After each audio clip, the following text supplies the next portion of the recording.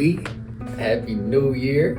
It's 2026, and I hope everybody is doing well. Hope you guys all had an amazing holiday season. Got to spend time with some friends, loved ones, family, just making some new memories, and also spending some time to reflect on what 2025 had for you.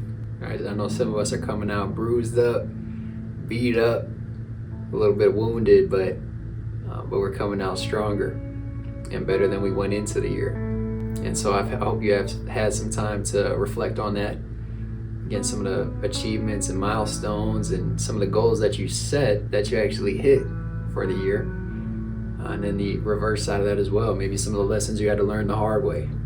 Some of the battles that, might feel like you lost, but as you reflect on them, maybe you took a thing or two, right? Ended up learning something, come out with some lifelong lessons that you can hold with you as a result of some of those hardships and tough seasons that you faced.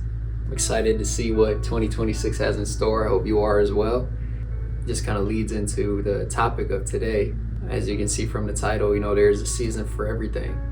And I don't know where you lie as it stands right now, first of the year, what kind of end of the spectrum you're on, right? If you are in that season where you're still currently facing a bunch of battles and just being tested, being pushed, facing struggles of many different kinds. Or if you're on the opposite end of that and like, man, everything's great, right? Finances are looking good. My career is looking great. My family's doing well. Relationships are great. At the top of the year on a high note, and that's incredible. But that's where today I just wanted to spend a few minutes talking about those different seasons, because they're inevitable. No matter where you fall right now today, as we move into the year, it's inevitable that things are going to come up. Situations are going to change. Things that are completely out of our control are going to shift, right? No matter where you're at right now, you might be moving up one way or the other on that spectrum as the year goes. And so just wanted to encourage you guys with some of those things that you can hold on to, no matter where you're starting, no matter where you're going, and no matter where you end up by the end of the year. And just to kind of add some context for you guys who's watching, like some things that, I'm kind of working through and experiencing personally, for me and my family, because it's very simple to say, it could be one or the other, right? You could be in a hard season or a great season, but sometimes you got to go through both at the same time. And for us, my wife and I, if you don't know yet, have found out and are expecting our first baby. Now we got a baby boy coming pretty soon, and just extremely grateful, extremely blessed and excited for what that is going to entail, and getting ready and prepping for him, having conversations about, parenting and everything that comes with that. So just extremely grateful on that end. And also too, career-wise, I'm coming off of the best year that I've ever had. Just so much growth and development in my career and with the team that I'm on.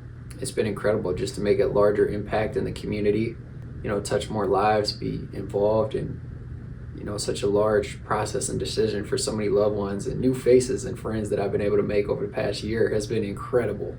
And so celebrating that, but, on the flip side, just having some pretty difficult conversations and navigating, a situation with my mom where she's entered into having hospice services to try and bring in some extra help for my sister. And ultimately my mom's health journey for the past couple of years has been kind of filled with some highs and lows, some ups and downs, and just dealing with that, simultaneously, while trying to celebrate joy, and it can be difficult, so I just want to share that little quick note on, just some things I'm experiencing personally. I would love to hear what you guys are going through, and just hope that can also maybe build some encouragement in, depending on what your guys' situation and season is looking like as it stands, that, this is something I'm working on and trying to get through, like each and every day, real time, like holding on to this stuff. And so with that said, some of those things that I'm talking about are more so the intangible items versus the tangible, right? Things that I've been leaning into in this season are, how can I still have peace, joy, happiness, discipline, right? These things that you can't touch, right? You can't see them. It's much different than things like cars and clothes and houses and jewelry and vacations and like all this stuff that externally you can see, and it might bring you some of that. It might bring you some peace, some joy, some happiness, etc. Like, nothing wrong with that at all, not knocking that. But I just really want to encourage you guys to lean into those items and those things that no matter what you got going on around you, no matter what seasons 2026 brings your way, you're able to just really lock in and settle down and look back at some of the foundation that you've built on those intangible items. You with me so far? Yeah, with that said, just kind of wanted to touch on a couple verses here out of Ecclesiastes.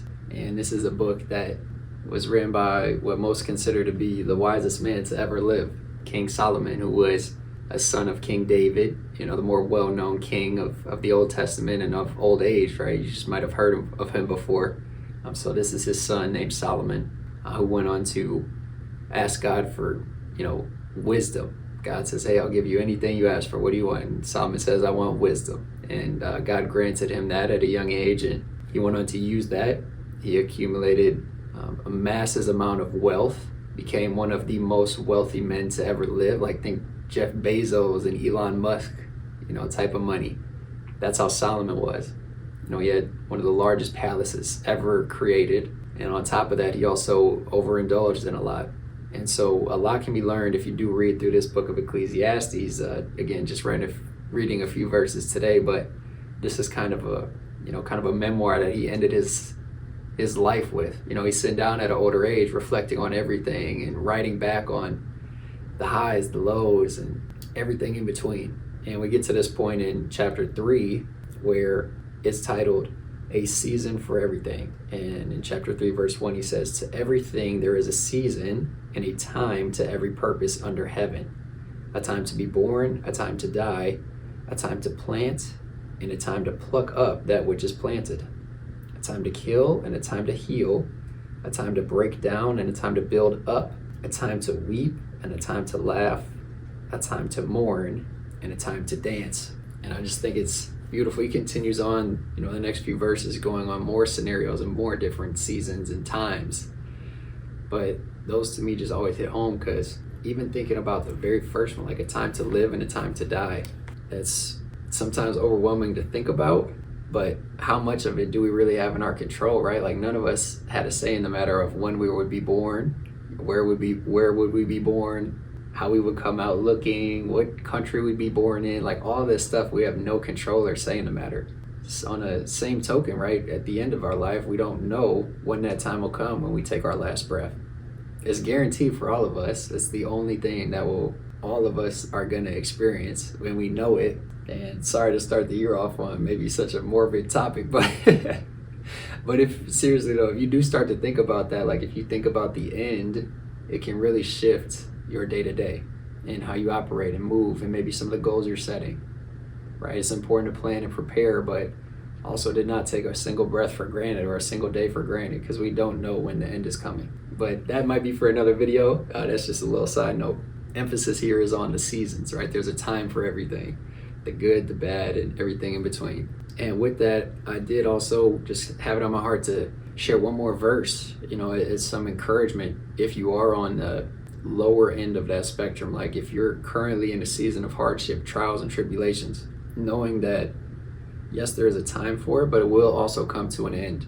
And what are some things that you can grasp on and hold on to while you are working through that storm, working through that season? And so with that, I flipped over to James 1, just a beautiful way to navigate trials and tribulations, because we all will face them again. If we're not there today, it could happen sometime this year. So just be prepared. But with that said, in James 1, verse 2, he says, my brethren, count it all joy when you fall into divers temptations, knowing this, that the trying of your faith works patience. But let patience have her perfect work, that you may be perfect and entire, wanting nothing. If any of you lack wisdom, let him ask God, that giveth to all men liberally, and upbraideth not, and it shall be given to him. But let him ask in faith, nothing wavering. For he that wavers is like a wave in the sea, driven by the wind and tossed. And with that said, it's just a couple things I want to touch on, and we're wrapping up here.